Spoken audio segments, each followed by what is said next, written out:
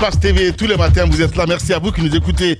Également aussi sur Makona FM, à Gekedou, sur cette radio, vous avez la possibilité de retrouver l'intégralité de notre émission. Mon cher Roby, on parle d'Internet, évidemment. Les dessous, c'est très important. Du côté de la RPT, bouche cousue, personne ne parle parce qu'on parle de cette société, évidemment, qui est venue, mon cher ami, mais qui demande beaucoup d'argent pour essayer de rétablir parce qu'ils ont mélangé un petit peu les pinceaux du côté de la RPT. Non, mais c'est une information qui circule. Maintenant, est-ce que c'est la bonne? Ça, j'en sais rien. Ben si, mon cher ami, parce que c'est qu'il y a l'ancien DG, moi je peux te certifier, a été un moment entendu par la gendarmerie quand tout ça a démarré, évidemment pour essayer de comprendre ce qui se passait. Il dit qu'il a laissé les équipements, ça marchait super bien.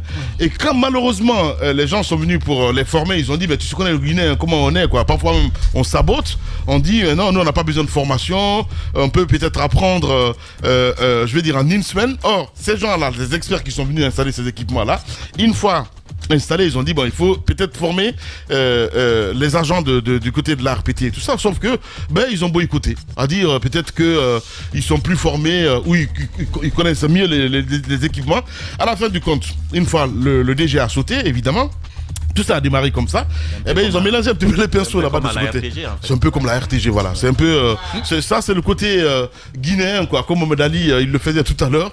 Donc, ça fait qu'aujourd'hui, évidemment, ces gens-là, quand on les a demandé de venir, je parle de cette société-là en décembre, vous le savez très bien, c'était les vacances, les congés de Noël et tout ça, ils ne pouvaient pas venir. À la fin, ils sont venus en Guinée et ils ont demandé beaucoup d'argent. En tout cas, selon ce qu'on apprend. Malheureusement, patatras, on continue encore à subir, évidemment, de cette erreur humaine du côté de la RPT. Il faut quand même le dire, dans cette restriction-là, parce qu'on côtoie aussi des gens du gouvernement, on côtoie certains qui sont à des positions bien indiquées et qui en souffrent aussi, et qui en parlent. Mais il y a quand même si vous voulez, à prendre en compte ce que madame disait tout à l'heure. Lorsque vous avez ce type de problème, vous ne voulez pas l'assumer. Et puis il y a deux membres du gouvernement quand même qui sortent, un qui dit ce n'est pas un droit et l'autre qui dit oui, on peut restreindre. C'est ça. Alors que en tant que ministre de droits de l'homme, ministre des Télécoms d'abord, vous savez qu'il y a des sanctions qui indiquent et que vous pouvez imposer, n'est-ce pas, aux contrevenants si vous estimez que les gens commettent, n'est-ce pas, des dérapages. Et puis, du côté des droits de l'homme, évidemment, surtout ministre de la Justice, vous savez aussi qu'il y a des sanctions qui sont prévues. Donc, évidemment, si vous sortez pour faire une telle communication, alors qu'au fond, il y a certainement un problème technique que vous ne maîtrisez pas, mais vous ne voulez pas assumer. Vous ne voulez pas dire aux Guinéens on a perdu la main, on a voulu essayer quelque chose, mais ça ne marche plus avec nous. Ça devient assez compliqué. Donc derrière, même si vous voulez faire porter le chapeau à quelqu'un qui n'est plus à son poste, lui poser des questions sur ce qui s'est passé, je crois que c'est assez compliqué. Je suis tenté de croire, parce que même si je n'ai pas d'éléments ce matin pour dire effectivement que ce qu'on a comme information, c'est bien cela, mais il y a qu'à voir comment les gens souffrent avec. Vous vous dites, mais si c'était une décision du gouvernement, peut-être on pourrait clairement dire que ça manquait d'intelligence. Parce qu'on a mis tout le monde dans des difficultés, y compris le gouvernement lui-même. C'est ça. Y compris les grandes gueules. Maintenant, pour les décisions concernant les médias, là, on ne peut pas dire que ça a été une erreur. Du tout. Ça a été un choix du gouvernement qui a choisi de se cacher pour faire son boulot. C'est comme, c'est pas quelqu'un qui se cache pour se voler lui-même. Je comprends pas. Vous êtes tellement fort et vous avez les instruments pour sanctionner les médias, pour sanctionner les journalistes. Au lieu de le faire à visage découvert, vous cachez comme, je sais pas moi, comme, on voudrait pas dire bandit. En tout cas, vous vous cachez comme ceux qui marchaient sur la pointe des pieds pour entrer à Sékou Touré. Pour aller à Sékou Touré. Alors que vous y allez, c'est un palais, c'est pour tout le monde, vous pouvez aller. Vous avez les instruments avec vous, mais utilisez-les. C'est dommage. Vous sortez avec Forêt Sagou, vous entrez dans les fleurs. pour ne pas qu'on vous voie. L'État ne doit pas se cacher. Il doit agir à visage. Ben oui, c'est vrai. Voilà. Non mais, mon cher Obi, c'est qui est marrant dans cette histoire aussi parce que j'arrive pas à comprendre. C'est-à-dire, il y a d'autres qui sont là, qui essaient de construire vraiment la communication gouvernementale. Et puis Charles vient, patatras, bam. C'est un habitué. Ça m'étonne pas. Ça ne m'étonne pas. Ouais. Mais encore une fois, j'avais dit ici une fois dans le studio que moi, je n'en voudrais plus à Charles. Ouais. Parce qu'il a accumulé tellement les bévues dans sa communication. Il a accumulé tellement les erreurs dans sa communication. Je dis bien sa communication, moi, je ne parle pas de son domaine de la justice. Il dit qu'il est brillant, il a été le premier de sa classe. Mais dans la communication, ça laisse vraiment à désirer. Sincèrement. Il est trop émotif. C'est ça le problème de Charles. Parfois, il veut dire des choses intéressantes, sauf qu'il n'utilise pas les bons mots. En fait, c'est même pas les bons mots. Il n'y a pas de pédagogie. C'est le contexte qui ne s'y est pas. Le contexte. Au moment où les gens sont surchauffés, les gens ne sont pas contents, et vous faites une telle communication. Ils pouvaient le faire dans un contexte différent. C'est-à-dire qu'on n'est pas dans une conjonction de crise. On dit, bon, il y a des problèmes sur les réseaux sociaux. La loi peut permettre d'aller vers une restriction. Des grandes gueules. Mais le moment où il le dit est tellement très mal choisi. Donc c'est pourquoi on dit qu'il communique très mal. Voilà. Très mal. Vous savez, mon cher Roby, Djiba, ce que peut-être on n'a pas dit, quand il est revenu, quand il y a eu l'évasion du côté de la maison centrale, il a dit, mais non, attendez, qu'est-ce qu'il a dit exactement? Quand je ne suis pas là, que ça pagaille. Ça l'a coûté, hein? On l'a interdit de parler, Charlie. Oui, mais il reprend. Oui, mais malheureusement, il reprend du poil de la bête. Des grandes gueules. Le plus belle du poil de la bête et ça pousse encore plus haut. Ce qu'il faut dire, c'est quoi? C'est que Charlie ne nous étonne pas finalement. Moi, je dis encore une fois que être un beau parleur, ou alors avoir la volonté mordicus de défendre son gouvernement, ministre des droits de l'homme, est un cas. Oui, est un cas. Mais lorsque vous avez le manteau d'un ministre de la justice, qui plus est des droits de l'homme, le langage que vous tenez vis-à-vis des citoyens doit être un langage millimétré, doit être un langage qui rassemble, doit être un langage à un moment donné. L'État peut bien taper, l'État peut faire mal, l'État peut montrer ses muscles. L'État est plus puissant, mon cher ami. Ça, on le sait très bien. L'État peut vouloir éduquer la population à un certain moment donné, en prenant des mesures très dures, des mesures qui font mal. C'est son rôle, c'est régalien. Mais lorsqu'un ministre de la République sort pour en parler, il doit avoir le tact, parce qu'il parle à ses citoyens-là. Donc, chaque circonstance, son code de langage. Le contexte. Il l'a dit, Djiba. Chaque contexte, son code de langage. Le contexte dans lequel vous vous posez, vous vous placez pour faire la communication. Le contexte, il est extrêmement important et ce contexte-là ne s'y est pas. Le code de langage. Il vient jeter de l'huile sur le feu au moment où les gens sont pas contents. Des grandes gueules. Ça nécessite un code de langage spécifique selon les situations, selon les moments et selon la gravité.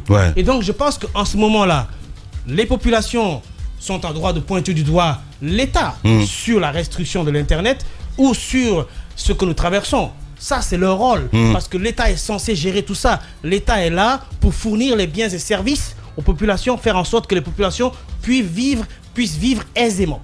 À partir du moment où un des éléments manque, les gens qui représentent l'État doivent pouvoir parler à des populations de sorte que ces gens-là puissent à un moment donné vivre la situation difficile, mais en même temps accepter la parole de l'État et, je vais vous dire encore une fois, prendre patience s'il le faut. Mais lorsqu'un ministre de la Justice et des droits de l'homme vient prendre la parole et choque, je pense que ça ne fait qu'aggraver la crise. C'est bien donc, dit. à un moment donné, Charlie, voilà. Charlie, sincèrement, comme le dit Coach Caps, que la communication avec ses troisièmes, le milieu, le moment, et quoi encore d'autre?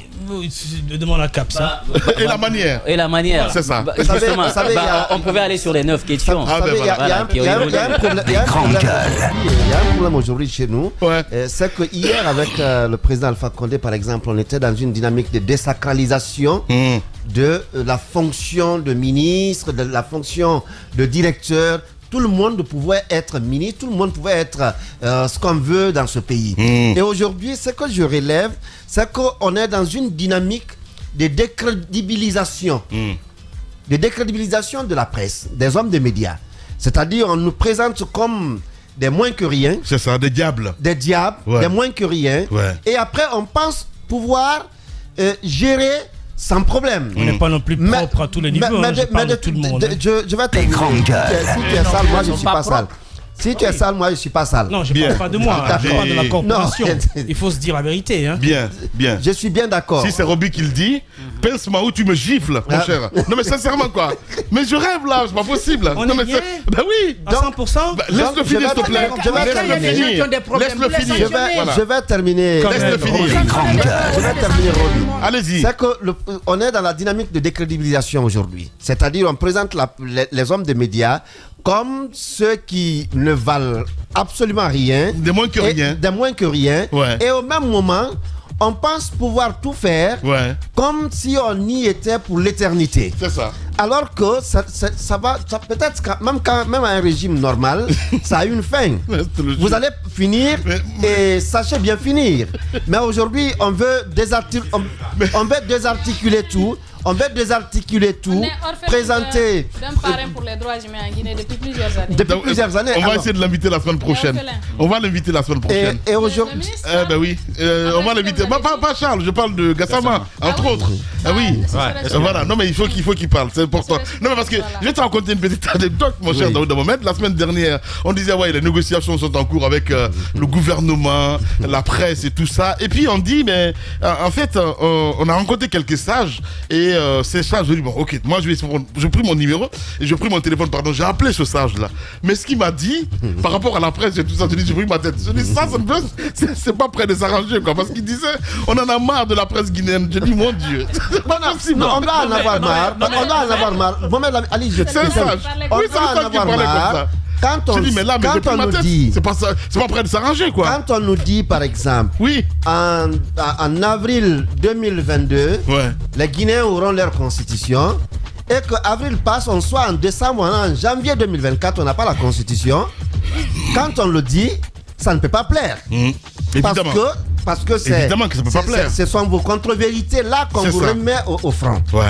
Et qu'on nous dise non, on ira aux élections en décembre 2024 et que jusqu'en janvier 2024 on n'a aucun élément qui nous permette d'aller à cela et qu'on démontre cela, qu'on n'a aucun élément qui nous amène aux élections en décembre 2024, on dira que non, les journalistes parlent trop, non, ils sont ceci, ils sont cela. Pourtant, c'est la vérité qui est dressée, c'est le tableau qui est dressé. C'est tout. On n'invente rien du tout. Lorsque vous voulez éviter cela, pas loin d'ici. Lorsque vous voulez éviter cela, le modèle, ça existe pas loin d'ici. Le Mali, à côté. Vous savez, là-bas, les journalistes ne sont plus journalistes. Malheureusement, je vais le dire ça comme ça. Les blogueurs, les vidéomans ont pris le dessus. Les vidéomans, c'est comme ça, on les appelle de ce côté. C'est le gouvernement même, d'après ce qu'ils disent, c'est le gouvernement même qui donne des infos à des blogueurs qui sont aujourd'hui plus écoutés et plus crédibles.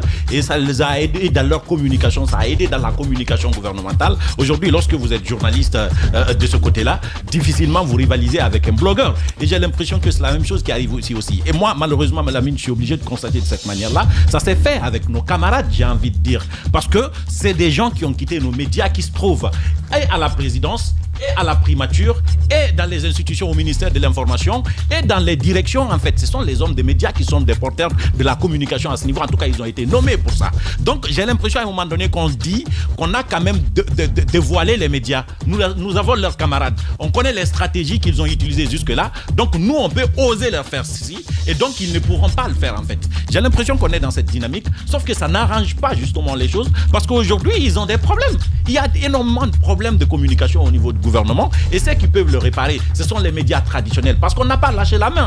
En fait, je sais qu'il y a des journalistes quand même qu'on a contraints au mensonge, on a contraint d'autres journalistes, parce que sinon ils vont aller au chômage, à se taire, à ne plus parler, parce que ce qu'ils disent, ça dérange souvent. Il y en a qui n'ont pas lâché, et donc aujourd'hui, les choses tournent autrement. Et je pense que la meilleure solution aujourd'hui, c'est de faire table rase, appeler les journalistes effectivement, et venir redéfinir une autre façon de faire, redémarrer sur un autre pied, parce que le pied sur lequel on était en train de danser, je pense que ça n'a pas marché. Aujourd'hui, il faut aller sur un autre pied, comprendre ce que les journalistes peuvent apporter, ce qu'ils sont, ce qu'ils représentent, mais surtout tenter de les accompagner au lieu de les combattre, à dire qu'on va brouiller des fréquences, on va intimider des journalistes, on va bloquer des communications, etc.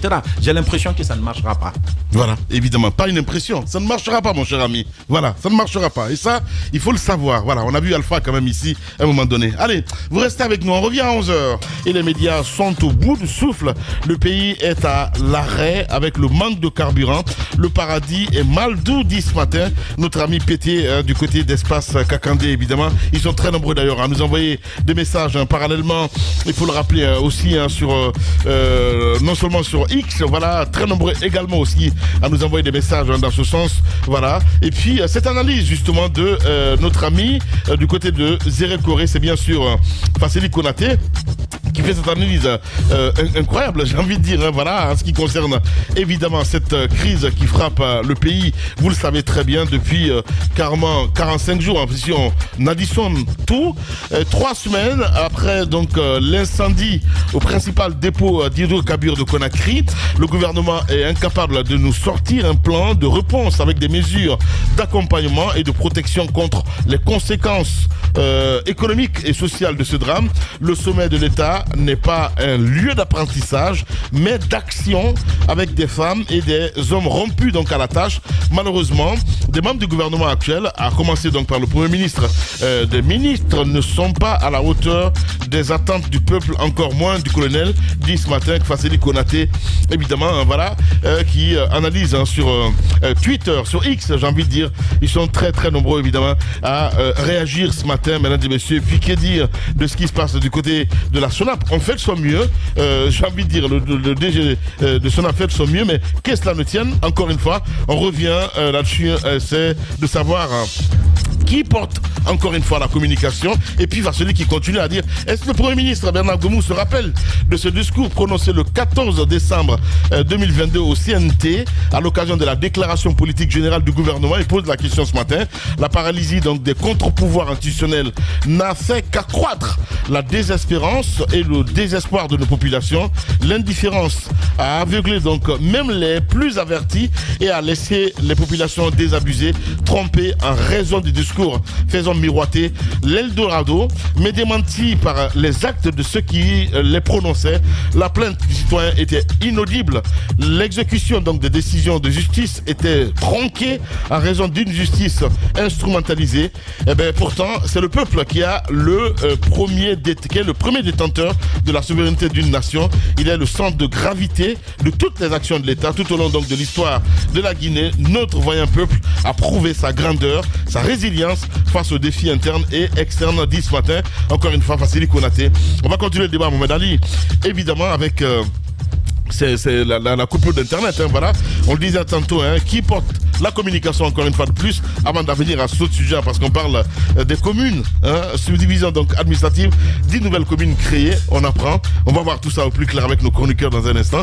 Mais d'abord, en ce qui concerne l'internet, tu le disais tantôt, peut-être c'est aller droit au but, informer ce qui se passe réellement, mais bon, qu'est-ce que cela ne tienne? Alors, Lamine, aujourd'hui, qui porte la communication du gouvernement? Je pense que s'il n'y a pas quelqu'un d'identifié qui porte la communication du gouvernement, alors c'est le Premier ministre, parce que c'est lui le chef du gouvernement. Ouais. Donc c'est lui le premier chef de la communication gouvernementale. Un communiqué qui est signé simplement du gouvernement, alors on se dit que c'est le Premier ministre. Ou avoir un porte-parole à la primature aussi. Oui. Ça peut bien le faire. Il y en a? Normalement, c'est Amara. C'est le général Amara. Non, lui, c'est la primature. Voilà. La primature, il n'y en a pas. Il y a un conseil en communication. Il y a un conseil en communication. À la présidence, il y a Amara. À la primature, il y a un porte-parole de tout gouvernement. Dans la primature. Dans la primature. Bon. Ça a constitué un problème à un moment donné. Parce que le problème, c'est celui qui porte la parole. Bon. Si vous avez remarqué dernièrement, Mohamed Ali, permets-moi, je te coupe pas la parole. Si vous remarquez dernièrement, d'ailleurs c'est Mohamed Ali qui fait cette interview avec le général, comment ça, le policier Madifi, qui fait des révélations sur le président Alpha, mais ça n'a aucun crédit. Ça n'a aucun crédit. Non, je dis ça n'a aucun crédit parce que c'est pas que de parler, mais qui parle derrière, ça compte beaucoup. Qui dit quoi et à quel moment. Est-ce que Madifi Ndiané, quelles que soient les vérités, quelles que soient les révélations qu'il fait, les gens s'en foutent parce que tout simplement c'est quelqu'un qui a été dans le gouvernement de Alpha, ça a été l'un de ses proches collaborateurs, il a participé à la gestion le nom de l'émission, c'est Parole des Premiers. Donc, pardon. Parole des Premiers. Donc il revient un petit peu comme ça qu'il a vécu et tout ce qu'il y a autour. Il a participé à faire des révélations. Absolument, il a participé aux arrestations des manifestants du côté de l'Abbé. On sait très bien que ce que ça donnait, sa gestion de là-bas. Donc, encore une fois, ces révélations peuvent être des révélations vraies, mais sauf que la bouche dans laquelle elles sortent, ces révélations sortent, ne sont pas les bonnes bouches. Ouais. Alors, des bonnes bouches, comme s'il y avait des bonnes bouches. Je dis donc au gouvernement, en fait, il y a une cellule. C'est comme si tu faisais, c'est comme si du tam-tam sortait dans de la flûte. Il y a une cellule de communication normalement du gouvernement qui doit parler au nom du gouvernement. Normalement. Alors, normalement. Sauf qu'il y a le porte-parole. Et pourtant, quand même, du côté de la primature, quand on voit qu'il y a Banks qui est là, quand même, c'est pas les moindres. C'est lui, normalement, le premier responsable de la cellule de communication. Il y a Kamara Boubacar aussi qui est là. Lui, c'est le conseiller en communication du Premier ministre. Il n'y a pas un porte-parole.